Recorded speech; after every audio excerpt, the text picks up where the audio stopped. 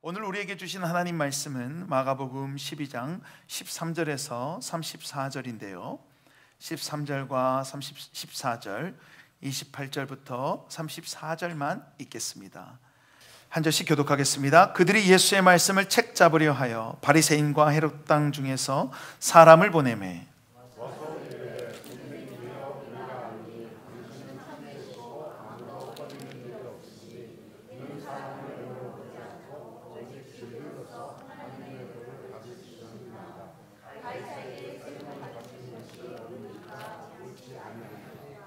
(28절) 제가 읽겠습니다. 서기관 중 한 사람이 그들이 변론하는 것을 듣고 예수께서 잘 대답하신 줄을 알고 나와 묻되 모든 계명 중에 첫째가 무엇이니까?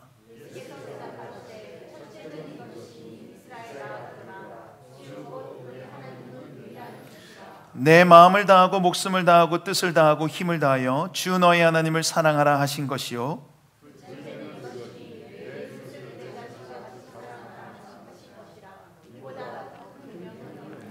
서기관이 이르되 선생님이여 옳소이다. 하나님은 한 분이시요 그 외에 다른 이가 없다 하신 말씀이 참이니이다.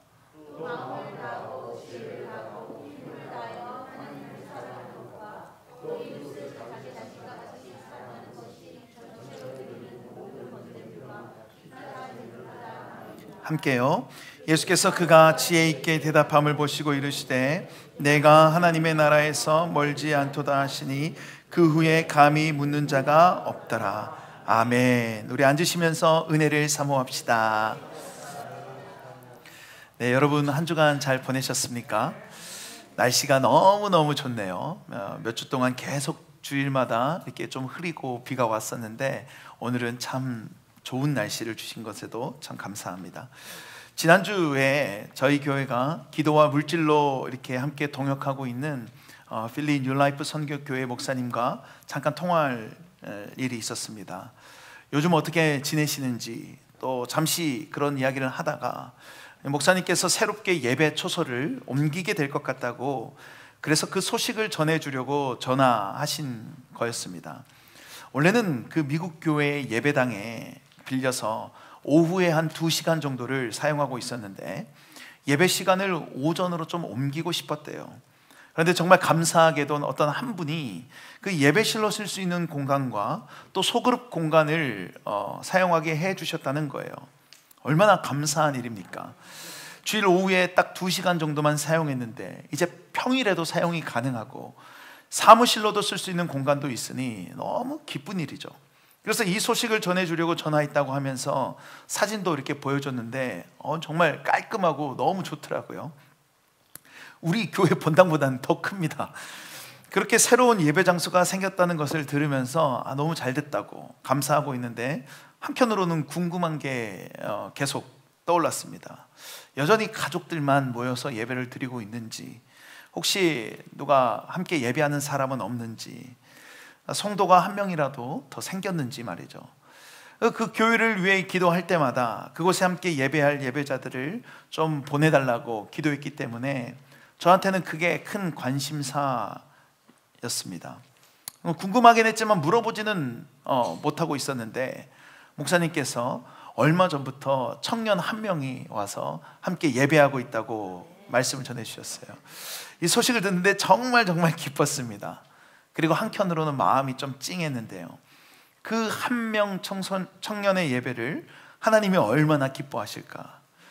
혹시 그 청년 한 영혼 때문에 하나님이 새로운 좋은 예배의 초소를 허락해 주신 것은 아닐까 하는 생각이 들었습니다. 여러분, 하나님은 수백 명, 수천 명, 수만 명의 예배보다 한 사람의 진실된 예배, 온 마음과 정성을 다해 드리는 한 사람의 예배를 더 기뻐하신 줄로 믿습니다. 바라기는 저와 여러분이 그 한 사람이 되기를 원하고요. 그런 의미로 우리 옆 사람에게 한번 이렇게 인사해 볼까요? 당신이 그 한 사람입니다. 저희는 계속해서 함께 예수님께서 성전에서 행하셨던 일들을 살펴보고 있습니다. 마가복음 11장 이후에 예수님은 3번에 걸쳐 성전을 방문하셨죠. 첫 번째는 나귀 타고 예루살렘에 입성하셔서 잠깐 성전을 둘러보셨고, 두 번째로 그 다음 날에 성전에 가셨을 때는 성전에서 돈 바꾸는 자들의 상을 엎으시고 꼭 가축을 파는 자들의 의자를 엎으셨습니다. 열매 없는 무화과 나무처럼 본래 기능을 완전히 잃어버린 성전으로 만민이 기도하는 집이 아니라 강도의 소굴이 되어 있었기 때문이죠. 여러분, 성전이 왜 이렇게 되었다고 했습니까? 바로 종교 지도자들이 성전의 주인이 되어서 권위를 주장하고 있었기 때문이에요. 그런 그들에게 예수님은 포도원의 악한 농부 비유를 통해 너희가 성전의 주인이 아니다 라고 말씀하셨죠. 포도원을 만드는데요, 땀 한 방울 흘리지 않았던 악한 농부들이 주인을 주인으로 인정하지 않고 마치 자신들이 포도원의 주인인 양 행동했던 것처럼 종교 지도자들, 너희도 성전의 주인인 것처럼 행동하지 말아라 라는 거예요. 이런 성전에서 있었던 일들은 성령이 거하는 전인 우리에게도 동일하게 적용해 볼 수 있습니다. 우리는 과연 성전다운 모습을 보이고 있는가? 혹시 우리가 강도의 소굴이진 않는가? 우리의 권위는 어디에 있는지. 권위가 있다는 것은 모든 결정권이 있다는 것인데 우리의 삶의 모든 결정은 무엇으로 의해 이루어지고 있는지. 우리는 하나님이 거하는 거룩한 성전으로, 그렇게 성전으로서 우리의 모든 권위는 하나님께 있어야 합니다. 오늘 본문도 역시 이 성전에서 이루어진 대화의 연속성상에서 이제 성전의 권위, 주인이 하나님이시라면 우리가 어떻게 바른 성전으로 세워져 가야 하는지를 다루고 있어요.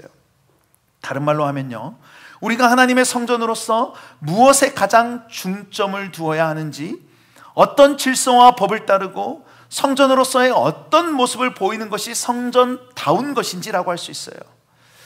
여러분, 우리가 어떻게 하나님의 거룩한 성전으로 바르게 세워져 갈 수 있을까요? 우리 개개인이 성전다운 성전이 되기 위해서는 어떻게 해야 할까요? 지난주 살펴봤듯이 예수님의 그 포도원 악한 농부 비유를 들은 종교 지도자들은 매우 기분이 나빴습니다. 이것은 단순히 감정의 상함을 넘어서 예수님을 잡아 죽이려고까지 했어요. 12장 12절 같이 한번 읽어볼까요? 시작.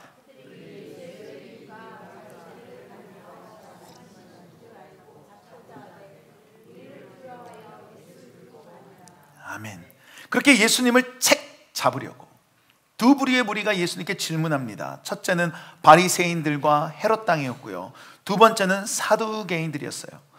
이들은 성전다운 성전을 세워가기 위해서 각자가 나름대로 생각하는 핵심 가치들, 이게 가장 중요하다라고 주장했습니다.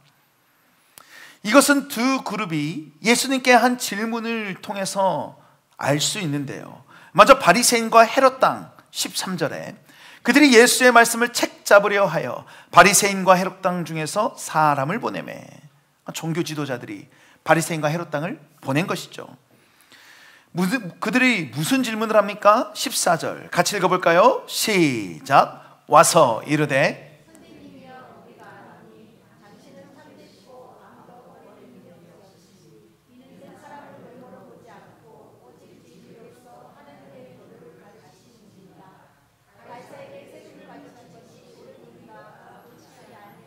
아멘. 선생님이여 라고 하면서 한 앞의 말은 그냥 다 감언이설이고 뒤에 진짜 하고 싶은 말이 있는 거죠. 가이사에게 세금을 바치는 것이 옳으니까, 옳지 아니하니까. 가이사는 로마 황제 카이사르 시저를 의미하죠. 그 황제한테 세금을 바치는 게 옳냐는 거예요. 이 질문은 당시 사회에서는 뜨거운 감자였고 이 두 그룹에게는 굉장히 중요한 문제였습니다. 여러분, 바리새인과 헤롯 당이 어떤 사람들입니까? 쉽게 말해서 민족주의자들이었고 애국주의자들이었어요. 먼저 바리새인들은 모세의 율법을 엄격하게 지키는 자들로 자신들이 아브라함의 찐 혈통, 하나님께 선택받은 선민으로 인식하고 그 전통을 굉장히 중요하게 여겼습니다. 그러니 당연히 로마는요, 자신들의 민족을 위협하는 이방 세력이었고 자연스럽게 반로마적인 자세를 취했어요. 반면에 헤롯 당은 헤롯 왕조의 통치를 함께 추종하는 자들로 친로마적이었습니다. 이들 나름대로 민족을 위해서 열심히 있다고 하겠지만은 바리새인들과는 다른 방식으로 로마의 식민 지배를 인정하고 로마법을 준수하면서 애국했어요. 우리나라에 빗대어 표현하면 이 헤롯 당은 강경한 친일파 같은 사람들이었습니다. 이렇다 보니까 바리새인들과 헤롯 당은 서로 사상적인 갈등이 있었습니다. 바리새인들은 저 로마로부터 언젠가는 우리 민족을 좀 되찾아야 된다고 했고, 헤롯 당은 로마의 식민 지배에 긍정적으로 생각하고 우호적인 행동을 취했으니까요. 그런 점에서 이 두 부류의 사람들을 앞에 두고 가이사에게 세금을 바치는 것이 옳습니까? 라는 질문에 답을 한다는 것은 쉽지 않은 일이에요. 어느 쪽이든 다 책 잡힐 수 있거든요. 특별히 세금을 이야기한 이유가 있는데, 당시 로마에 내는 세금은 데나리온이라는 주화를 사용했습니다. 문제는 이 데나리온에 황제의 공식적인 칭호와 초상화가 있었다는 거예요. 한쪽에는 신성한 아우구스투스의 아들 티베리우스 아우구스투스 황제라고 적혀 있었고, 신성시한다는 거죠. 그 반대쪽에는 그의 초상화가 딱 박혀 있었던 거예요. 따라서 이 데나리온을 가지고 있는 것 자체, 사용하는 것을 바리새인들은 우상숭배라고 여겼습니다. 그래서 만약 예수님께서 가이사에게 세금을 바치는 것이 옳다라고 하면 바리새인들은 예수님을 향해 우상숭배하는 자라고 들고 일어났을 것이고, 반대로 옳지 않다라고 하면 친일파와 같은 헤롯 당이 로마 정부에 가서 고발하고 난리였을 거예요. 이처럼 바리새인들과 헤롯 당은 서로의 입장은 달랐지만 성전을 성전답게 세워가는 데 있어서 민족과 혈통 혹은 전통이 가장 중요하다고 생각한다는 점에서는 같았어요. 그래서 성전에서 지금 예수님을 만나서 이 질문을 하고 있는 겁니다. 단지 친로마적이냐 반로마적이냐로 나뉘었을 뿐이죠. 이렇게 예수님을 책 잡으려 하는 질문에 주님이 어떻게 답하십니까? 먼저 예수님은 왜 시험하시냐고 하시며 데나리온 하나를 보여달라고 하세요. 15절 하반절 보시면 어찌하여 나를 시험하느냐, 데나리온 하나를 가져다가 내게 보이라. 일단 이 말씀을 통해서 세금을 내는 주화, 이 데나리온은 예수님은 가지고 계시지 않았다는 것을 알 수 있습니다. 당시 이 데나리온은 로마의 직접적인 통치를 받는 유대와 그쪽 지역에서만 사용되었고, 예수님의 고향이나 주로 사역하셨던 갈릴리에서는 그 지역 화폐들을 사용했기 때문에 예수님이 안 가지고 계셨던 것 같아요. 그래서 일단 황제의 형상이 있는 주화를 소유하지 않고 사용하지 않으셨기 때문에 바리새인들은 우상숭배자라고 몰아갈 수가 없었습니다. 그래서 일부러 가지고 있는 사람 좀 빼봐라 라고 하신 거죠. 그리고 나서 형상과 글이 누구의 것이냐고 물으시는데 16절 가져왔거늘 예수께서 이르시되 이 형상과 이 글이 누구의 것이냐, 이르되 가이사의 것이니이다. 지금 네가 들고 있는 그 데나리온에 적힌 그 글과 초상화는 누구냐라는 것이죠. 그리고 가이사의 것이다 라고 답한 거예요.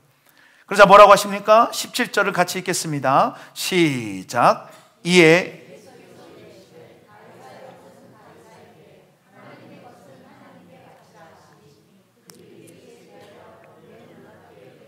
아멘. 여기서 바치라 라는 말은 돌려주다, 갚다 의미로, 한마디로 황제의 것은 황제에게 돌려주고 갚고 하나님의 것은 하나님께 돌려드려라, 갚아드려라 입니다. 무슨 말입니까? 로마의 혜택을 받으면서 로마의 화폐를 쓴다면 황제에게 그 받은 혜택을 받은 대로 갚아주고 돌려주라. 그렇지 않다면, 그러니까 로마로부터 혜택을 받거나 빚지고 있다고 생각하지 않는다면, 그것을 거부한다면 데나리온을 사용하지도 않을 것이기 때문에 하나님께 하나님 것을 드리면 된다라는 거예요.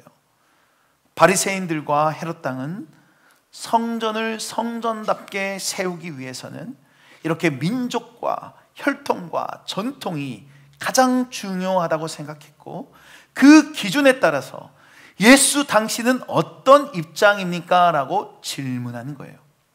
이에 예수님은 어느 쪽으로도 해석해도 문제될 것 없는 답을 하신 것이죠. 그래서 매우 놀랍게 여기더라. 사람들이 할 말을 잃어버렸습니다. 예수님께서 왜 이렇게 답하셨습니까? 민족이나 혈통이나 전통으로는 성전이 성전다울 수 없기 때문이에요. 그런데 우리가 바리새인과 이 헤롯 땅처럼 이 민족과 혈통, 전통으로 우리가 성전다워질 수 있다고 착각할 때가 있습니다. 예를 들어서요, 교회를 오랫동안 다닌 것과 우리가 성전다워지는 것을 같은 의미로 여기기도 해요. 신앙생활을 오래 하면요, 정말 신앙의 프로페셔널, 전문가가 됩니다. 바리새인들이 지켜야 할 율법들을 철저히 지켰던 것처럼 교회에서 해야 될 것들, 하지 말아야 할 것들, 또 어떤 말을 하면 사람들이 믿음이 좋아 보이는지 아는지 모르는지, 그래서 어떤 말은 좀 삼가야 하는지, 기도할 때는 어떤 기도를 해야 하는지, 예배 드릴 때는 어떤 모습이 하는지, 우리 모두 다 전문가가 돼요. 본문에 비추해 보면 그래서 그게 내가 성전다운 모습이구나 라고 착각할 수도 있다는 것이죠. 그런데 바리새인과 헤롯 땅처럼 그런 외적인 것들로는 성전이 만들어지고 세워지진 않습니다. 훈련을 많이 받았다고 해서, 직분을 가졌다고 해서 오랜 신앙생활을 했다는 것이 성전다운 모습을 보이는 것은 아니라는 거예요. 그런 점에서 여러분, 우리가 혹시 신앙의 전문가, 교회 전문가가 되어 있지 않은지 돌아보기를 원합니다. 가장 위험한 게 저 같은 목사이지 않겠습니까? 또 직분을 가지신 분들이지 않을까요? 교회에서 목사님, 집사님, 권사님, 장로님 이렇게 듣기 때문에 어떻게 행동하고 말하면 목사답게 보이는지, 할렐루야, 이렇게 어색하네요. 안다는 거예요. 그런데 그것과 진짜 성전다운 모습을 보이는 것은 상관이 없는 일이에요. 바리새인과 헤롯 땅은 그렇게 보여야만 성전다운 모습이라고 생각했기에 예수님에게 당신은 어느 쪽입니까? 물어본 것이죠. 가이사에게 세금을 바치는 것이 옳으니까, 옳지 아니하니까. 다음으로 예수님께 질문한 그룹은 사두개인들이었는데요. 18절 같이 한번 읽어볼까요? 시작. 부활이, 아멘. 이들은 성전이 성전답기 위해서는 율법과 신학이 가장 중요하다고 생각했어요. 그래서 이들을 소개할 때도 성경이 부활이 없다는 이들이라고 하죠. 사두개인들은 부활을 믿지 않았기 때문이죠. 아니, 성경에서요, 부활을 분명히 말씀하고 있는데 어떻게 이걸 믿지 않을 수가 있죠? 이런 생각이 들기도 합니다. 그래서 이 사두개인들이 좀 별난 사람들이고 좀 격가지에 있는 사람들처럼 우리에게 인식될 수도 있어요. 그러나 사두개인들은 종교 지도자들 중에서도 가장 주류였습니다. 제사장들 중에서 가장 높은 제사장을 대제사장이라고 부르는데, 이 대제사장들은 사두개인들에게서만 나왔어요. 이들은 그래서 공부도 엄청나게 많이 했고요, 좋은 집안의 사람들이었고요, 엘리트들이었고요, 귀족들이었어요. 그래서 이제 이 사두개인들이 성경을 해석하는 것에 있어서 최고 권위를 가졌습니다. 그러니까 이들이 성경을 풀어주고 해석해주는 것이 곧 바른 성경 해석이라고 다 여기겠다는 거예요. 그런 자들이 왜 부활이 없다고 생각했냐면, 자신들의 신학적 지식으로 성경을 다 해석하려고 하다 보니까 부활의 개념과 율법이 상충된 것입니다. 그래서 부활을 버리고, 왜냐하면 이거는 모르는 일이니까요, 율법을 선택했던 것이고 그것을 자신들의 신학으로 체계화했던 겁니다. 이렇게 부활이 없다는 사두개인들이었기 때문에 예수님께 부활에 대해서 물어본 거예요. 19절 한번 읽어볼까요? 시작. 선생님이여,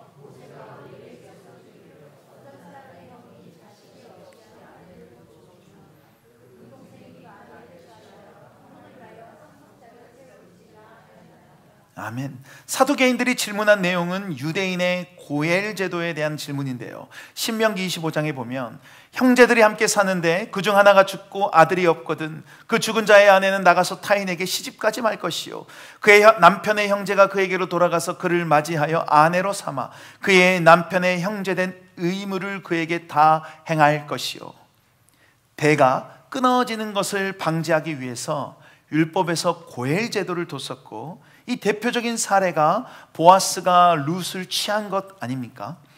아무튼 이렇게 형이 자식이 없이 아내만 남겨두고 세상을 떠나면 동생이 그 형수를 취하고, 그렇다면 나중에 부활했을 때는 그 여자는 누구의 아내입니까? 라는 것이죠. 그래서 극단적으로 7형제가 있었는데 첫째 형이 죽고 형수를 둘째가 취하고, 또 둘째가 죽고 셋째가 첫째의 형수를 취하고, 쭉쭉쭉 가서 7형제가 다 한 여자를 아내로 맞이하면 나중에 부활했을 때는 누구의 아내입니까? 이것은 사두개인들이 진짜 궁금해가지고 물어본 것이 아니라 이미 이들은 부활을 안 믿었기 때문에 성전을 세워가는데 성전 한가운데서 예수님께 신학이 가장 중요하다고 생각했기에 물은 거예요. 예수님의 신학을 검증하고 있는 것이죠. 당신이 무슨 권위로 이렇게 하고 있습니까? 무슨 신학위에서 이렇게 하고 있습니까? 라는 거예요. 쉽게 말해서 자신들이 생각하는 성경 해석 위에서만, 신학 위에서만 바른 성전이 세워지고 성전다운 성전이 될 수 있다는 거예요. 예수님이 그래서 어떻게 답하시죠? 24절과 25절. 예수께서 이르시되 너희가 성경도 하나님의 능력도 알지 못함으로 오해함이 아니냐. 사람이 죽은 자 가운데서 살아날 때에는 장가도 아니가고 시집도 아니가고 하늘에 있는 천사들과 같으니라. 아멘. 이것은 어떤 자신들이 가장 성경을 잘 알고 생각했던 사두개인들에게 예수님은 너희가 성경도 하나님의 능력도 알지 못한다고 꾸짖으십니다. 그리고 죽은 자 가운데서 살아날 때는 장가도 시집도 안 간다고 말씀하세요.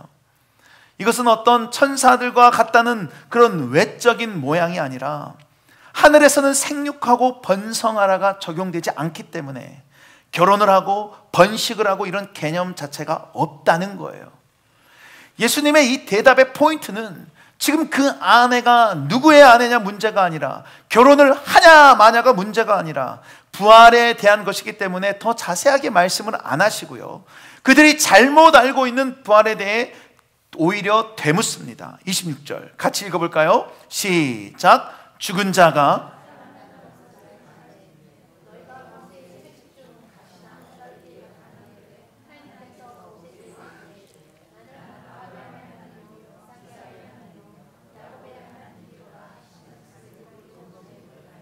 아멘.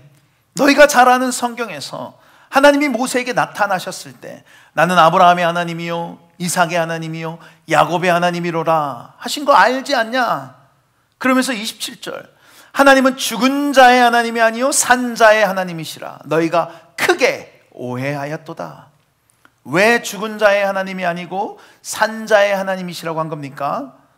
너희가 맨날 입에 달고 사는 아브라함의 하나님, 이삭의 하나님, 야곱의 하나님이라고 하는데, 아브라함, 이삭, 야곱이 만약 너희가 부활을 믿지 않는 것처럼 그냥 과거에 죽고 끝났다면 하나님이 왜 아브라함의 하나님, 이삭의 하나님, 야곱의 하나님이라고 하겠느냐라는 거예요.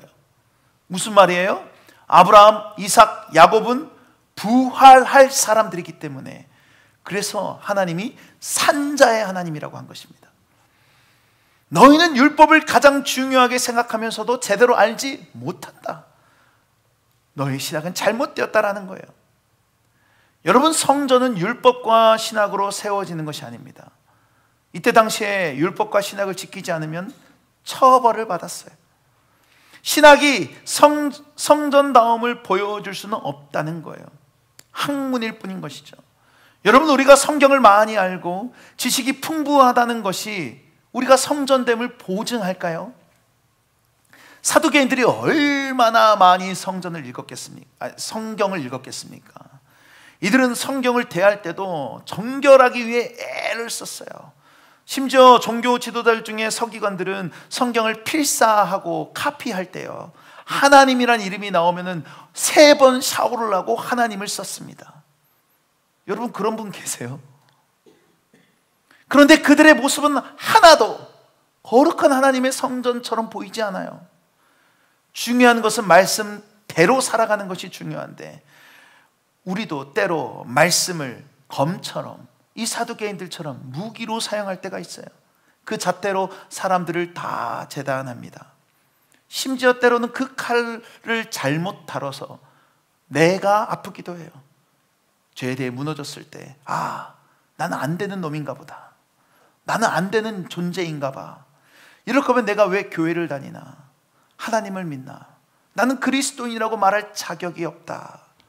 바른 신학, 바른 성경에 대한 지식은 정말 중요하고 중요한데요, 그러나 바른 신학을 하는 이유는 바르게 하나님이 원하는 모습으로 살아가기 위함이고, 성경을 알고 배우기에 힘쓰는 이유는 말씀대로 변화되고 살아가기 위함이지, 다른 사람들에게 칼을 들이내밀기 위함이 아니라는 거예요.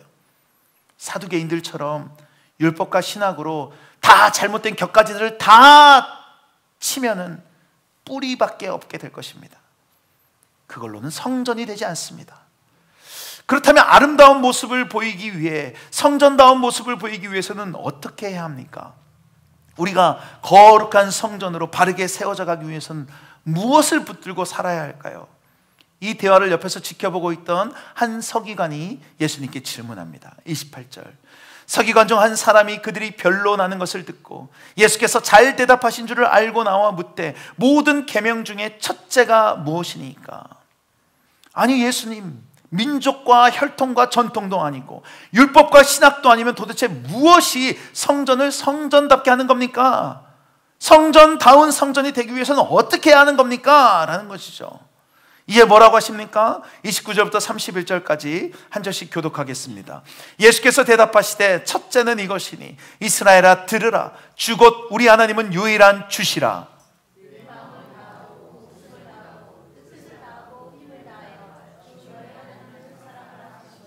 함께요. 둘째는 이것이니,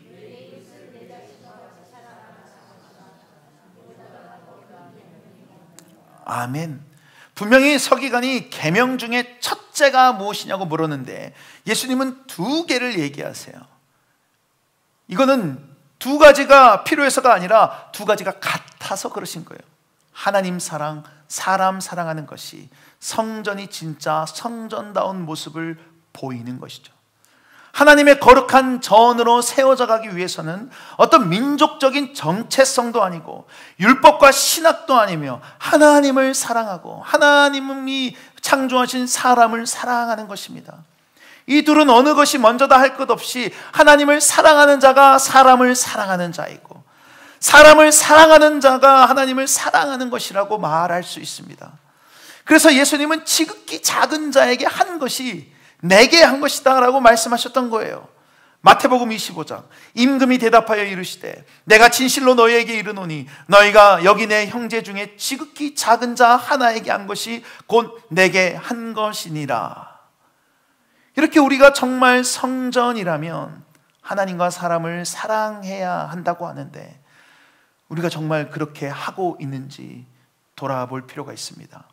여러분, 하나님을 사랑하고 사람을 사랑한다 할 때 사랑한다는 것이 무엇입니까? 지난주 성가대 찬양을 통해서 들었듯이 고린도전서 13장에서 사랑을 알려드리겠습니다. 사랑은 오래 참고, 사랑은 온유하며, 시기하지 아니하며, 사랑은 자랑하지 아니하며, 교만하지 아니하며, 무례행하지 아니하며, 자기의 유익을 구하지 아니하며, 성내지 아니하며, 악한 것을 생각하지 아니하며, 불의를 기뻐하지 아니하며, 진리와 함께 기뻐하고, 모든 것을 참으며, 모든 것을 믿으며, 모든 것을 바라며, 모든 것을 견디느니라. 아멘. 사랑은 오래 참고로 시작한 사랑에 대한 말씀은 7절에서 모든 것을 참으며 모든 것을 견디느니라로 마칩니다. 이 말은 곧 참아야 하고 견뎌야 할 상황에서야 비로소 진정한 사랑을 할 수 있다는 것을 의미하기도 합니다.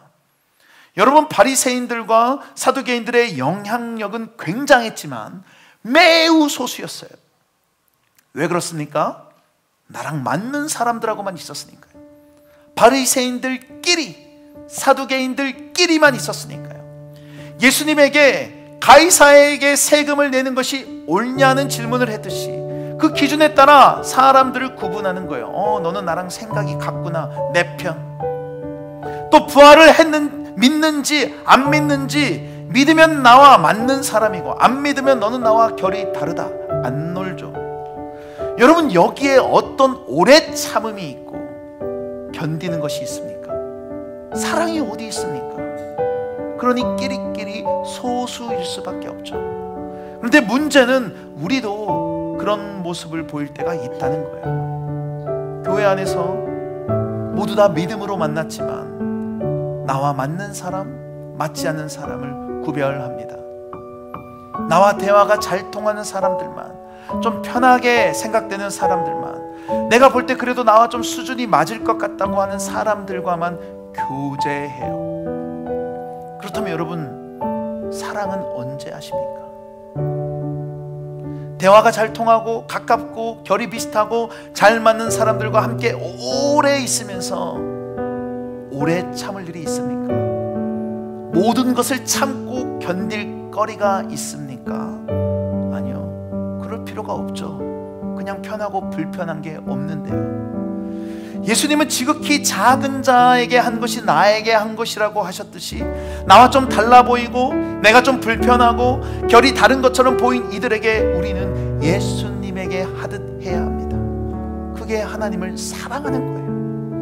우리는 연약한 인간인지라 어쩔 수 없이 우리가 살아오며 쌓아왔던 선입견들과 또 경험들로 인해 사람들을 보고, 또 때로는 이런저런 마음이 들기도 하지만 다 버려버리고 예수님께 대하듯 해야 한다는 거예요. 만약 어떤 이들의 모습을 보고 우리 가운데 좀 불편함이 있다면, 주님이시구나 생각하시면 됩니다.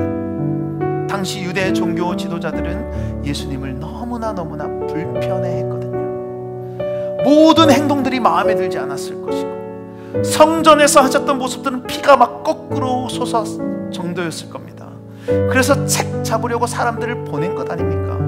아니, 어디 출신이길래 저렇게 설치고 다니냐고, 누구한테 배웠고 누구에게 허락을 받아서 그렇냐고, 아니 무슨 생각이길래 저런 죄인들과 부정한 자들을 만나냐고 말이죠. 전혀 성전답지 못한 모습이에요. 그게 아니라 예수님처럼 하나님 사랑, 사람 사랑으로 성전이 성전다운 모습을 보여야 합니다. 바라기는 그들처럼 우리 주변에 있는 예수님을 알아보지 못하는 미련함을 행하지 않기를 원합니다. 요한일서 3장 15절에 자녀들아, 우리가 말과 혀로만 사랑하지 말고 행함과 진실함으로 하자. 행함과 진실함으로 하자. 말과 혀로만 말고. 하나님의 거룩한 성전인 여러분, 말과 혀로만이 아닌 진실과 행함으로 사랑하시길 바랍니다. 바리새인과 헤롯 땅, 사두개인들과 같은 모습은 다 버려버리고 예수님이 말씀하신 것처럼 내 옆에 있는 지극히 작은 자들을 사랑하십시오. 함께하기 불편한 자, 나와 좀 마음이 맞지 않는 것처럼 느껴지는 자, 결이 다르다고 생각되는 사람, 나랑 좀 수준이 안 맞는다고 여겨지는 사람, 대화가 안 통한다고 생각하는 사람, 우리가 이런 모습들을 하고 계실 예수님을 만나게 될 텐데, 아니 만났을 텐데, 그때 예수님을 알아보지 못하고 무관심하고 때로 무감각하게 지나치는 것이 아니라 먼저 주님께 손 내밀고 주님과 함께 울고 웃어주며 참고 오래 참고 견디며 사랑함으로 성전다운 성전인 저 여러분 모두가 되기를 간절히 축원합니다.